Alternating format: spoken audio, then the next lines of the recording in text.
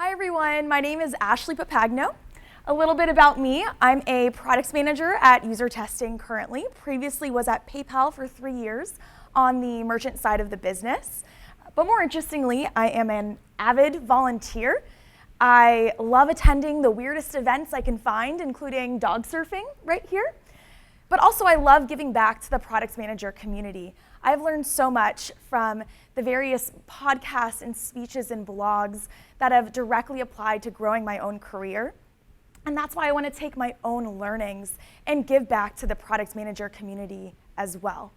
And that's the reason why I'm so passionate about giving this talk to you all tonight, and also why I make a lot of really weird faces. So I hope you truly enjoy this. Back to something we can all relate to, and that is stress, sadly. So who here believes being a product manager can be a little bit stressful? Anyone? Yeah? Everyone? That's what I thought. But as a product manager, that is a problem to be solved, and I'm excited for it. Unfortunately, we're not alone with that problem in this room. In fact, 2/3 of professionals say that their stress levels have increased over the last 5 years.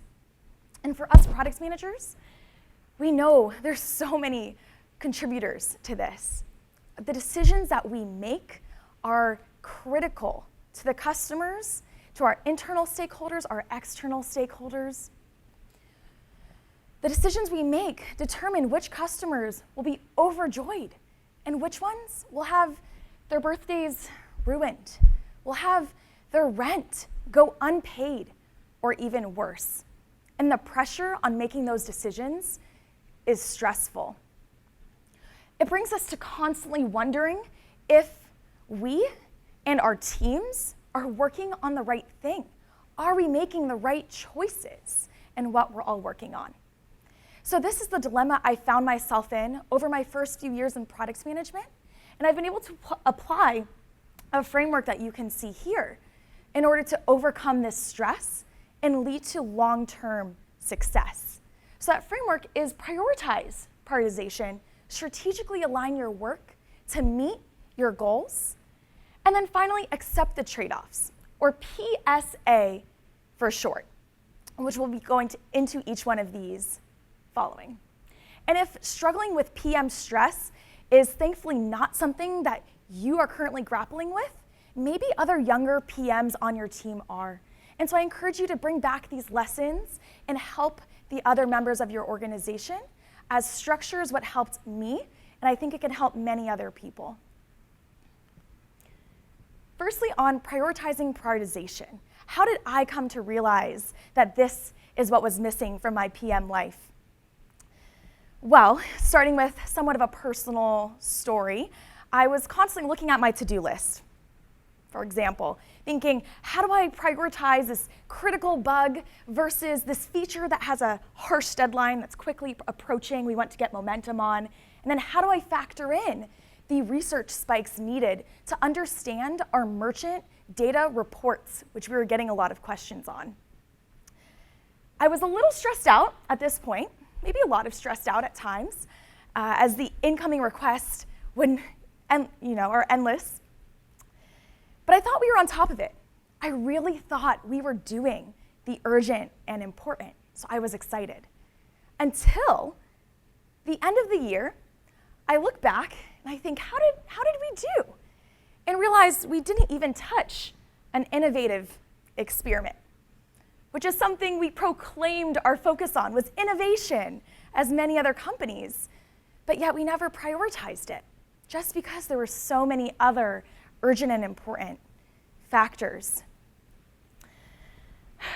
At the same time, in my personal life, I had a very similar story. I went on a hike in San Francisco, my favorite hike. It was a perfectly cloudless day with a friend who was visiting town. I was enjoying the hike, talking about what is on my mind, which is, should I prioritize this or this thing on Monday? And do I have enough time to make this presentation that's really at the top of my mind?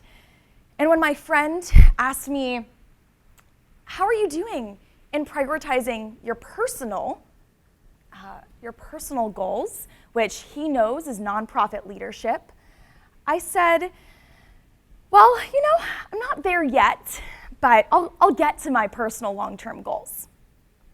And he looked at me and stated in the sincere bluntness that he has an effect on me with, Ashley, you are not who you used to be. And he began to question if the Ashley that stood before him is still the same Ashley focused on leading a fulfilling life. And I felt struck. I felt struck like these rocks by the crashing waves below us because I realized he was right. I was prioritizing my life only by what came next, the seemingly urgent and important, the comparative, while forgetting about the long-term goals that would lead to my long-term success, as I was not factoring them in. And that's what sparked the need for prioritization to ensure that all of your goals can get accomplished by actually factoring them in to your backlog, whether that's in your products manager or personal life.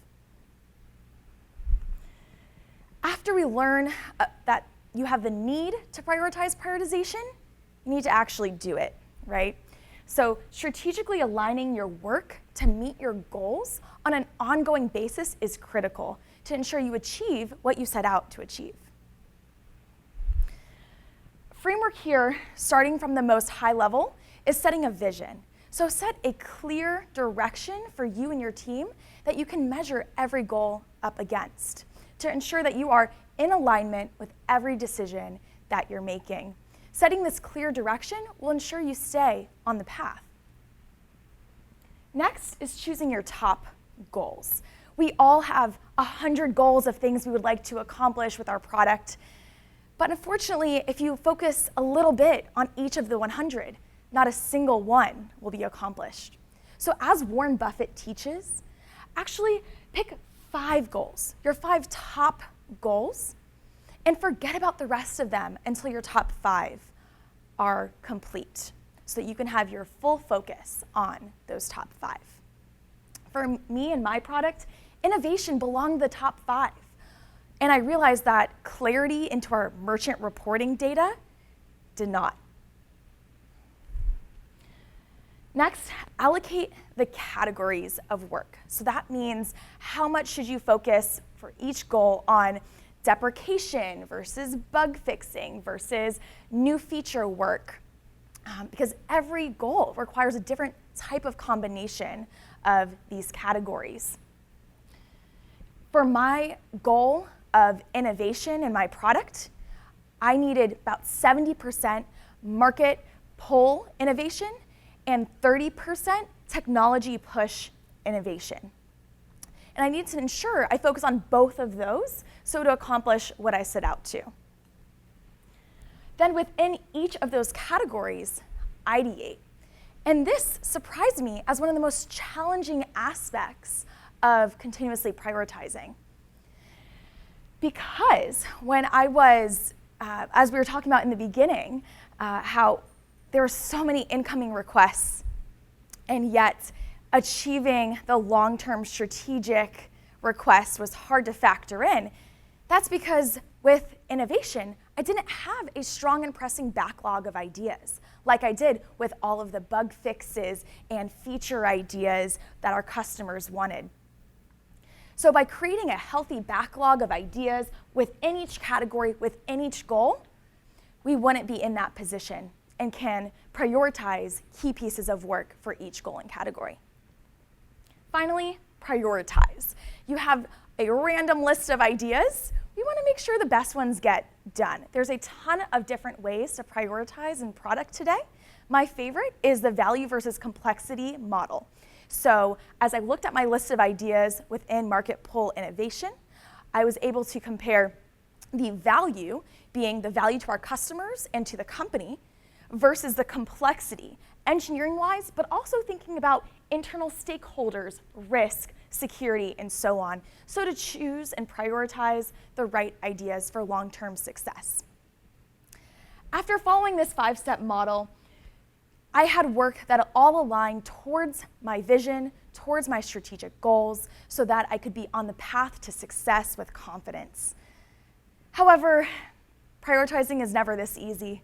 There's a reason no one follows a set framework to the T like this one. And that's because it's intensely challenging to accept the trade-offs and acknowledge the downsides. There's so many stakeholders who think, oh, just this one time, can we change the priorities around? And if you don't change the priorities around, will that affect your relationships with your directors, your leadership, with your colleagues on dependency teams? It's critical to accept the trade-offs in advance and have a plan. So I learned firstly how to say no and actually do it. So I needed to say no to all of these requests about our merchant reporting data. Unfortunately, that could not be focused on as we set our priorities, and that was to focus on innovation, which actually led to presents being received by people's birthdays, so no more feedback like what we saw earlier. Secondly, align with your stakeholders. So ensure that everyone understands the choices of vision, goals, categories, and ideas, so that everyone can come at it from the same perspective and you're not wasting time filling the gaps in knowledge. And then finally, gain a mutual understanding once a trade-off is about to happen.